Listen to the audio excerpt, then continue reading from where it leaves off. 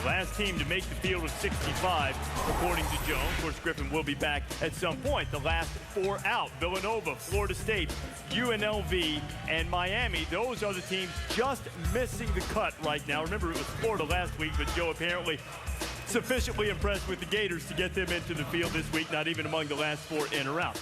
All right, guys, it's time now to do a little buy or sell. This time what I want you to do, invest in futures. No holding. The market is open for business right now.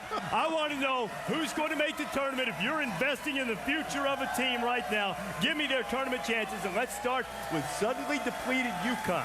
Well, I had buy for UConn despite their suspensions. I love the way the Hashim Thabit has been playing, and this is a team that beat their first ranked opponent in 2 years against Marquette. I agree with you. I like the Huskies. I think their win against Marquette was big, but winning on the road at Cincinnati got them in place no matter what happens today against Connecticut. They're playing to be a #1 seed in the Big East tournament and get a bye. I don't think they're going to beat Indiana because of the suspensions, but I am buying. I think Connecticut is on the uptick. I think they're playing better and better. They're gaining a lot of confidence, and I love the way Hashim Thabit has come to play lately. And speaking of uptick, perhaps the same could be said for Louisville. Prior to the 5th of January, sort of a middling record, but look at the number of three-point attempts. It's gone down. They pounded it inside. They're starting to get to the free throw line, buying or selling the Cardinals. I'm going to buy. I think Louisville is the best team in the Big East.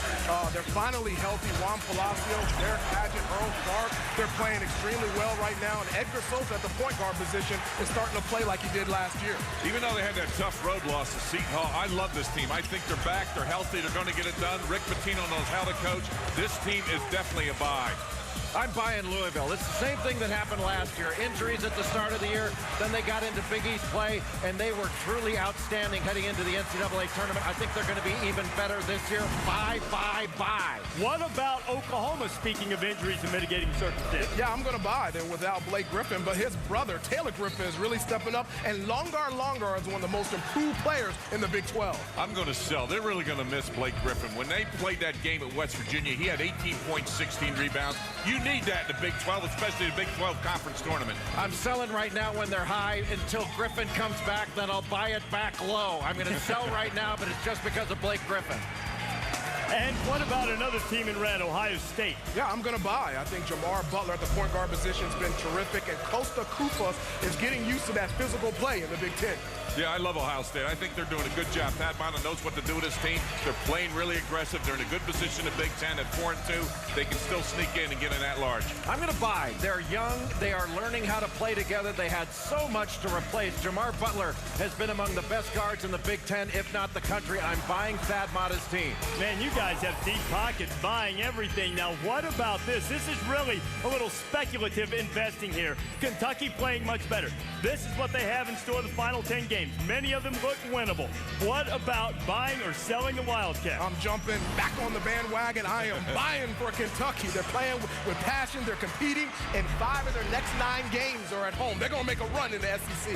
I am buying Kentucky with the wins over Vanderbilt this week against Tennessee. They played well at Florida, lost in overtime, but the most important thing is they've got 12 games left. If they go 9-3, that makes them 10-3. Their last 13 games going into the SEC Conference Tournament. I thought this was about their NCAA chances. I'm selling. I don't think they're going to be able to make it into the NCAA tournament, even though they're playing so much better. And I know one thing, O.J. Mayo won't buy him because he doesn't have any money left. The NCAA made him give it away to charity. Well, see, if he'd spent it all on tickets to begin with, maybe he could have gotten something a little farther away from the court, a little bit less expensive. Well, Kentucky has plenty of work to do by any measure to get to the tournament. Memphis, not so much. The Tigers, still one of 2 unbeaten teams left in college basketball. And John Calipari told me recently that while finishing with a perfect record is certainly not a huge goal, he does view it a little bit differently than he has in the past. The reason? The New England Patriots, who pursued perfection rather than viewing it as some type of albatross. So I guess assuming that you aren't walking into your supermodel girlfriend's apartment wearing a walking boot, it's not so bad to be undefeated if you can navigate your way through all the perils and the paparazzi that come with being the hunted.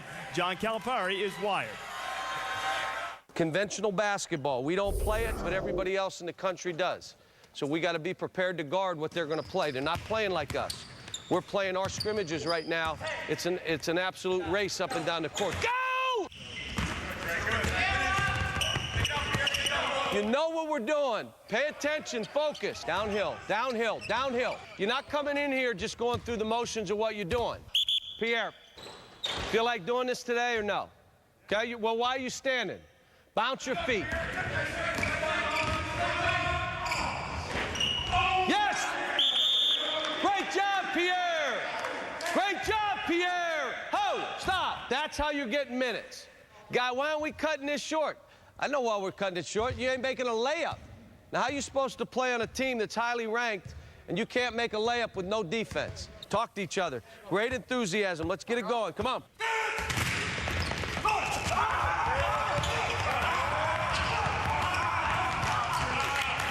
There ain't no one feeling sorry for you. You either here enthused about what you're doing. Man, he looks sad. Got to be a lot of sad teams. It shouldn't be us. Should not be us. We should have a bunch of enthused dudes here now. Bunch of enthused dudes, and why not? Memphis 18-0, just like the New England Patriots. Both have a key newcomer, both winning their games by about 20, and the head coaches have also been very successful with their current team. Memphis, Kansas, the only two undefeated teams left. And it's getting late in January, and I'm just about ready to hear you say, whether I agree or not, they need a loss. They need a loss. What about going undefeated?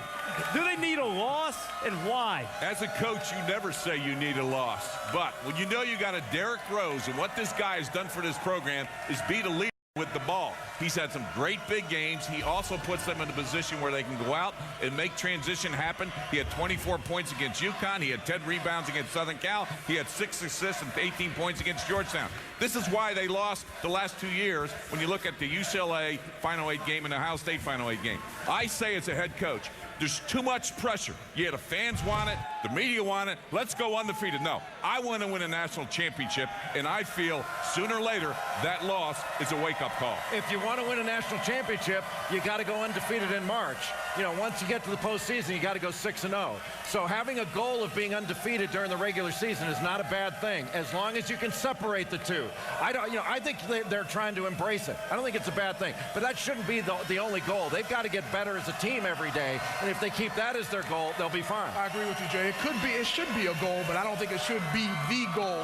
And talking about a team that needs a loss, I don't think North Carolina needed a loss to Maryland to say, okay, I need defense. We should start to listen to Coach Williams. It's about winning all the games that you can win. In Memphis and Carolina and Kansas, all those teams want to do the same thing. But you always say it. Every year you start saying they need a loss to refocus. When you're watching a team, what do you see that tips you off that makes you think that they're not locked in? You get an escape clause because you win some games you shouldn't have won, and then the guys say, oh, this is easy. Maybe you didn't blocks out and some guy gets a tip in. Maybe you miss a key one-on-one, or you don't guard somebody that takes you to the hole. The fact is this, when you look at what's out there, I think when they go to Houston, they're going to have their hands full. That's coming up soon. And knowing what John is as a coach and his personality, deep down inside, he's not going to come out and say, well, we got to lose this game. No, you never say that as a coach. You want to go out and do your best, but when you do lose that game, you make it a positive, not a negative. You start looking for that loss. I'm going to remind you of this in February when you start saying somebody needs a loss if Memphis and Kansas are able to keep it up. We'll see if Memphis needs a loss at Gonzaga coming up top of the hour. We need a half-court shot coming up here. The State Farm half-court shot for the big money. One guy won it in North Carolina last year. Could it happen again in Carbondale? A guy will let fly from nearly 50 feet. And Derrick Rose, one of the fabulous freshmen in the country, trying to keep Memphis unbeaten against the Zags at the top of the hour. Fellas, welcome to our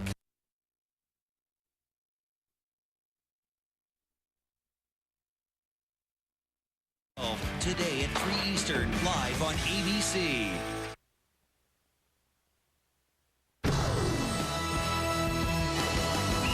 College Game Day is driven by State Farm. Great service, great rates. It's all here. Nobody takes care of you like State Farm. And in part by Pontiac, the official performance machines of the NCAA. Back Back in Carbondale, College Game Day, working our way toward Memphis and Gonzaga. Let's go on the floor. There's Jeremy Pargo. Oh, yeah, you look, Jeremy Pargo, he's a leader for Gonzaga. He leads the team in points and assists. He's a guy that can shoot from three, can penetrate into the lane, and he is the key for Gonzaga because he's the only primary ball handler for Gonzaga. If he can handle that pressure, he's going to give the Zags a chance to beat